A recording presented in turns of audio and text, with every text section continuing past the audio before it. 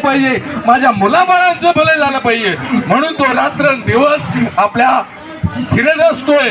तर माझ्या समाज बांधवांनो आणि माझ्या मायबाप सरकारला ही तळमळ एक कार्यकर्ता काल एका फंग मुलगा त्यांच्या बरोबर आला की आमचा समाज तळागाळात राहणारा, डोंगर दऱ्यात राहणारा, आम्ही काय केलंय, आम्ही शिकलो म्हणून काय झालं, पण आम्हाला GSTचं आरक्षण आहे ते मिळालं पाहिजे, यासाठी हा योद्धा रात्रंदिवस झटत असतोय. तर यांना आपण सगळ्यांनी साथ देऊया. म्हणून माझ्या पवईकर सगळ्या मंडळींना सांगेन, आजच तुम्ही जा आणि उद्या एखादी गाडी करा, लक्झरी करा आणि उद्या बायका मुलांसाठी इथं एकच दिवस आहे आपल्याला.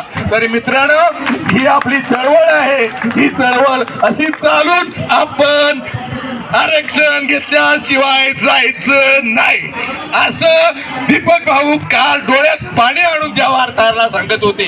तळमळ सांगत होते, माझं काही नाही, माझ्या समाजासाठी आहे, या समाजात माझा जन्म झाला, या समाजाचं काहीतरी देणं करी आहे. आणि म्हणून हा माणूस पूर्ण महाराष्ट्र आणि मुंबईमध्ये असणाऱ्या सर्व माझ्या समाज बांधवांना, नुसती मुंबईकर जर आली तरी आजानमंद फुल होईल. मागच्या वेळेलाही आम्ही आलो, मागच्या वेळेलाही आलो, दीपक भाऊ कसे आले, आमच्या लोकांना अरेस्ट केलं, अनेक अन्याय केला या सरकारने, चराडे साहेब, मी, अर्जुन सर, की आम्ही गेटवर.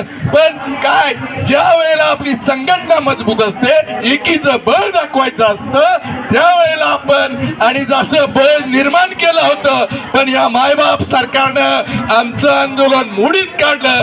त्यामुळं मागचं नाही तर मागचं आंदोलन याच्यापेक्षा अजूनही श्रेष्ठ झालं असतं. तर मित्रांनो, हीच तळमळ मनात ठेवा, मी माझ्या मातीचं आणि माझ्या जातीचं काहीतरी देणं करी आहे. बस येळकोट येळकोट.